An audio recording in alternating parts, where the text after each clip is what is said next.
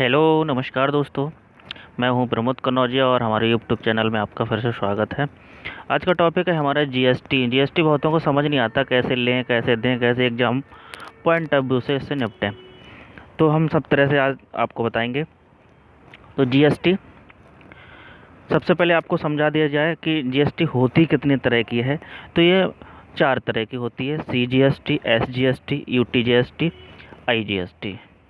इन सबको समझाने से पहले हम आपको बता दें कि GST one nation one tax के तहत ये लाई गई है और एक स्मार्ट प्रोसीजर है। मगर ये वन नेशन और उसको फॉलो करती नहीं है, क्योंकि जो ये केवल इनडायरेक्ट टैक्सों को ही एक टैक्स में बनाया गया, मतलब बदल गया है। जैसे वैट था, बहुत सारे टैक्स थे, इनडायरेक्ट टैक्सों को एक टैक्स में बदल दिया गया जीएसटी में। अब हम देखते हैं, पहले लोग बहुत सारा वैट से परेशान रहते थे, अब इसमें एक ही टैक्स आपको देना पड़ेगा। सबसे पहले हम देखते हैं कि ये इनडायरेक्ट टैक्स होते कौन कौन से हैं। और इसको वन नेशन और वन टैक्स इसलिए नहीं कहें क्योंकि जो डायरेक्ट टैक्स रह जाते हैं वो सारे टैक्स को जो है हम लोग देना पड़ता है। ये सिर्फ इनडायरेक्ट टैक्सों को, इनडायरेक्ट टैक्स वो होते हैं जो इसका भार दूसरों पर होता है। जैसे हम कोई चीज़ खरीद रहे हैं, बेच रहे हैं, और उसका जो टैक्स ग्राहक हमको दे जाता है वो हमारी जिम्मेदारी बनती है सरकार को पे करें। तो इस तरह के टैक्स हमारे जीएसटी में आते हैं। जो डायरेक्ट टैक्स होते हैं, जैसे कोई हम मैन्युफैक्चरिंग कर रहे हैं, उसका जो टैक्स हम गवर्नमेंट को देते हैं, वो टैक्स जो है इसमें नहीं आते हैं। वो डायरेक्ट टैक्स होते हैं जिसका भार सिर्फ जो बनाने वाले पे होता है, जो करता है, तो उसके लिए वो होते हैं डायरेक्ट टैक्स। तो होगी डायरेक्ट टैक्स और इनडायरेक्ट टैक्स, दोनों में क्या फ़र्क है। तो हम सबसे पहले डायरेक्ट और इनडायरेक्ट को कुछ नॉमिनेट करते हैं, फिर आपको बताते हैं। जैसा कि इसमें हम देखेंगे कि बजट में हम आय और व्यय दोनों देखते हैं।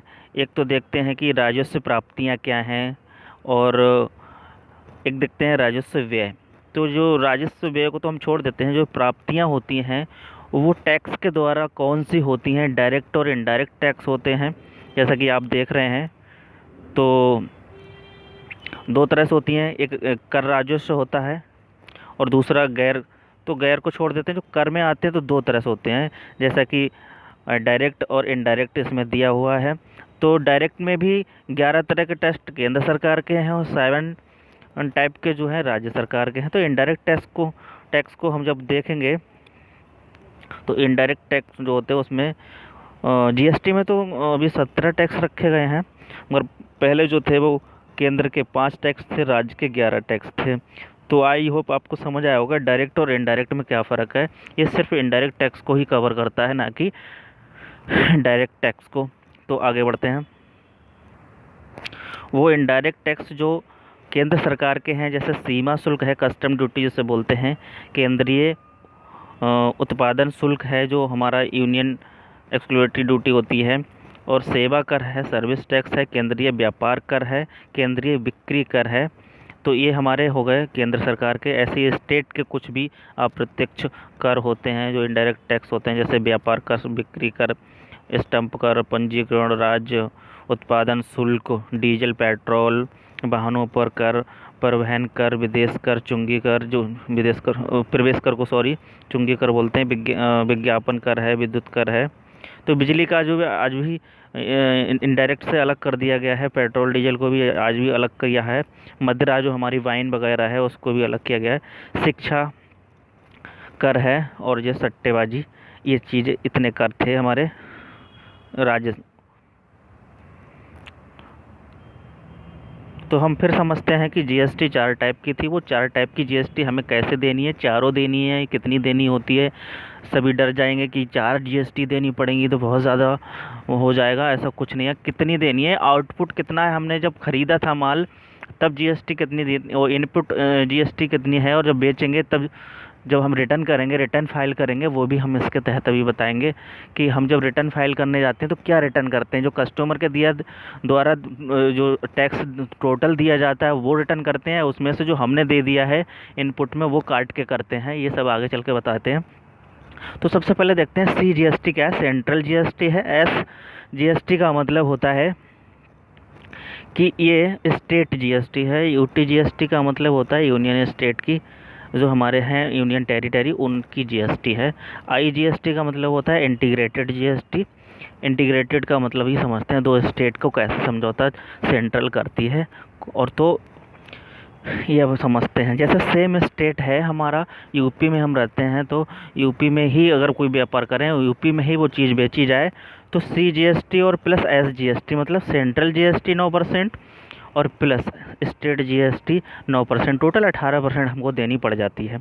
यूनियन स्टेट के जो यूटी स्टेट होते हैं, यूटी स्टेट में यूटी स्टेट देनी पड़ती है, और सेंट्रल जीएसटी 9%। तो यूटी और स्टेट जीएसटी बराबरी होती है, 9% वो भी होती है, 9-9 होती है। इंटीग्रेटेड जो जीएसटी होती है वो भी एक तरह की स्टेट जीएसटी ही के बराबर होती है, और उसमें सेंट्रल जीएसटी प्लस ग्रेटेड जो जीएसटी है वो दोनों प्लस करके 18% होती हैं। ये इस तरह से हम, तो कोई भी दो जीएसटी आपको भरनी पड़ती हैं एक साथ में। अब क्या है, जैसे कोई भी स्टेट है, जैसे उत्तर प्रदेश का माल बिहार में बिकेगा जाके, हम उत्तर प्रदेश में बन रहा है, बिहार में बिक रहा है, तो क्या होगा कि वो पहले तो ये होता जो बनाता था वही जीएसटी ले लेता। अब यह है कि आपको सेंट्रल वो सारा जीएसटी ले लेगी 18%, 9 अपना काट लेगी, और जहाँ बिकेगा उसे दे देगी, बिहार वाले को जीएसटी दे देगी। अच्छा, जिसने प्रोडक्शन बनाया वो तो डायरेक्ट टैक्स दे ही रहा है, डायरेक्ट टैक्स उस स्टेट को मिल रहा है, तो दोनों का फ़ायदा है। तो इस तरह से आवंटित होता है। अब देखा है कि ये टैक्स कौन देगा, तो 2 लाख के जो टर्नओवर वाले हैं वो देंगे। क्या पूरे स्टेट में ये लागू है? नहीं, ये उन पहाड़ी क्षेत्रों में जहाँ इनकम बहुत कम है, तो वहाँ 10 लाख कम भी है। और ऑनलाइन जो बिक्री करेगा उसको इनकम टैक्स देना पड़ेगा, चाहे आपका टर्नओवर कुछ भी हो।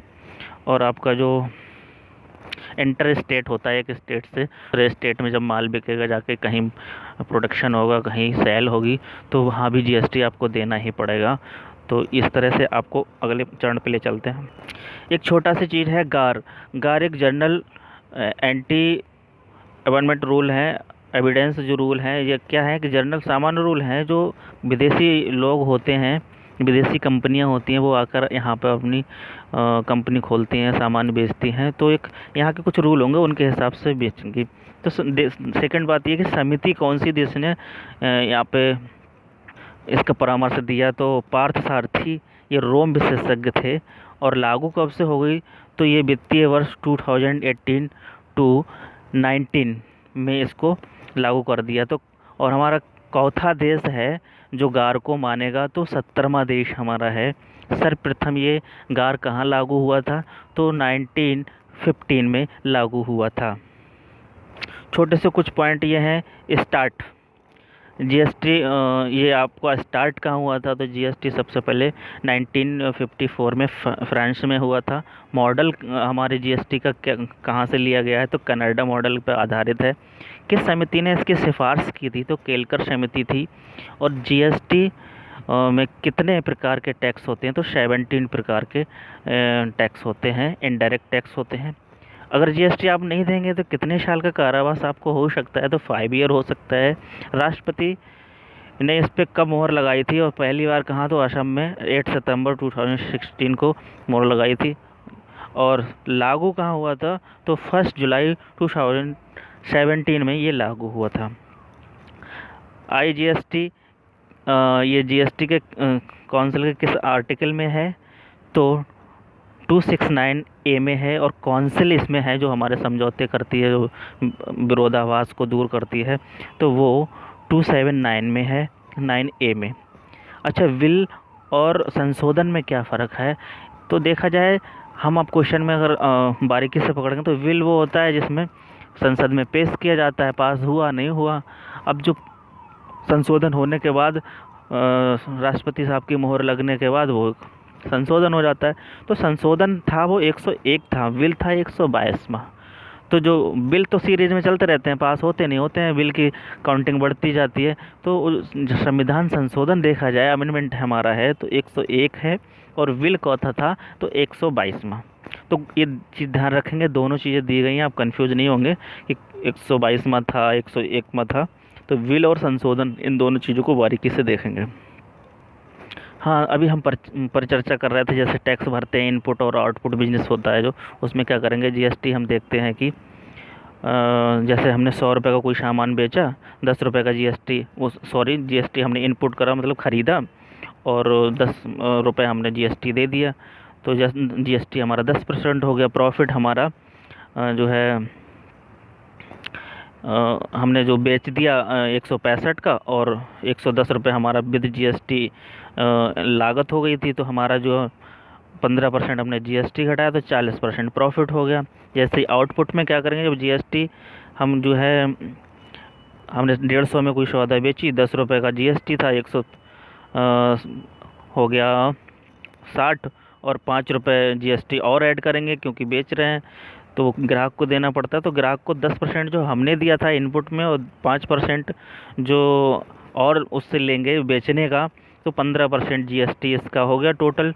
अब सोचो कि हमने 10% जीएसटी दे दिया, 15% कस्टमर ने दिया, तो टोटल 25% जीएसटी हम गवर्नमेंट को दे दें, ऐसा नहीं है। हमने जो 10% दे दिया जो खरीदते समय सौदा को, और जब बेचेंगे तब वो टोटल अपना 10 और 5 वो दोनों जीएसटी इकट्ठे करके हम उसमें से अपना घटा लेंगे, क्योंकि हम पहले वो खरीदते समय दे चुके हैं, और वो 5% रिटर्न फाइल करेंगे। तो आपने अभी सोचा होगा कि रिटर्न फाइल जो होता है जीएसटी, वो यही होता है कि कस्टमर के द्वारा टोटल जीएसटी नहीं दिया जाता। अभी यहीं पे चर्चा हो रही थी कि कस्टमर के द्वारा जो टोटल जीएसटी दिया गया है वो नहीं देंगे, हम अपना वाला काट लेंगे जो हम दे चुके हैं इनपुट सौदा खरीदते समय या माल खरीदते समय। माल बेचते समय टोटल जीएसटी कस्टमर को ही देना पड़ रहा है, तो ये इनडायरेक्ट जीएसटी हो गया। तो टोटल जीएसटी कितना, 15% हो गया। ये एग्जाम्पल के तौर पे था, इसलिए आगे बढ़ते हैं। अब जैसे आप देखते हैं जीएसटी रिटर्न फाइल करने जाते हैं पर मंथ, तो हर 3 मंथ पे आप रिटर्न फाइल कर सकते हैं, और ये अंदर एक लेखा जोखा विभाग होता है, वो आपको बताएगा आप कौन से जीएसटी के अंडर में आते हैं, जीएसटी आर फर्स्ट के, या जीएसटी आर सेकंड के, या जीएसटी आर 2A के, या जीएसटी आर 4 के, जीएसटी आर 9 के। वो अपना अंदर की बात है, वो देखेगा। जीएसटी में हम देखते हैं जीएसटी इन क्या आता है, जीएसटी का आइडेंटिफिकेशन नंबर होता है, और ये फॉर्मेट जीएसटी इन के नाम से होता है। जीएसटी इनमें 15 डिजिट के नंबर होते हैं, जिसमें से फर्स्ट पैन कार्ड नंबर होता है, बाकी बीच में स्टेट आपका जो कोड होता है, और जो फर्स्ट Z5 लिखा है ये मशीन अपनी तरफ से पासवर्ड जनरेट करती है। तो ये जीएसटी पासवर्ड देता कौन है, तो जीएसटी नेटवर्क नाम से एक नेटवर्क है, वो देता है। इसमें एक जीएसटी काउंसिल होती है, जो goods and service tax council इसका पूरा नाम है। इसमें 33 मेंबर होते हैं, जिसमें एक तो अध्यक्ष होती है, यूनियन मेंबर जो हमारा वित्तीय मंत्री होती है, संघ की यूनियन वित्त मंत्री, वो इसके हेड होती है, और राज्य मंत्री एक होता है, और 28 राज्य होते हैं, उनके सारे जो 28 वित्त मंत्री होते हैं वो 28 हो गए। और यूटी विधानसभा, जिन जिनमें यूटी विधानसभा है उनमें भी एक एक वित्तीय मंत्री होगा, तो उनमें 3, तो टोटल मिला के ये 33 काउंसिल मेंबर होते हैं, जो चीज़ों को सुलटाते रहते हैं, समस्याओं को बदलते रहते हैं, चीज़ें को बदलते रहते हैं और समस्याओं को सुनते हैं। अब आपको देखने को मिलेगा जीएसटी स्लैब क्या होता है। जीएसटी स्लैब परसेंटेज, कौन सी चीज़ किस पे क्या परसेंटेज देना है, तो ये एक लंबी लिस्ट है, करीब 1200 प्रोडक्ट्स हैं जो जीएसटी के अंदर। तो जैसे मिल्क है उस पर 0% है, 5% चीज़ें भी हैं, थोड़ा सा फर्स्ट ज़रूरत की चीज़ें उन पर 5% लगाया गया, लग्जरियस चीज़ें उन पर 28%, जैसे खाली अपनी सादा कार खरीदोगे तो 18% दोगे, लग्जरियस कार, लग्जरी कार खरीदोगे तो 28% दोगे। तो जितनी जो चीज़ें आरामदायक होती जाएंगी उतना जीएसटी उन पर ज़्यादा होता जाएगा। जो जीएसटी से बाहर है वो पेट्रोल, गैस, इलेक्ट्रिक बिल, जो हमारा अभी हमने बताया था कि इलेक्ट्रिक बिल भी अलग अलग होते हैं। तो जहाँ तक देखते हैं कि जीएसटी स्लैब को देखते हुए देखते हैं कि जैसे पेट्रोल है, तो इंडिया में कई स्टेट ऐसे हैं जिनके अलग अलग पेट्रोल दाम होते हैं, तो एक तस्करी का माहौल बनता है, गैस का भी तस्करी का माहौल बनता है। और आपने देखा होगा बिजली बिल दिल्ली सरकार 200 रुपये तक, 200 यूनिट तक माफ़ कर रही है, तो इस तरह से पलायन को ये बढ़ाती है। वाइन, दारू तस्करी में देखो, अगर आपका टैक्स बराबर नहीं होगा तो दारू तस्करी रहेगी, यूपी में महंगी, यहाँ सस्ती, दिल्ली में सस्ती, तो इस चीज़ों को ये बढ़ावा देती है।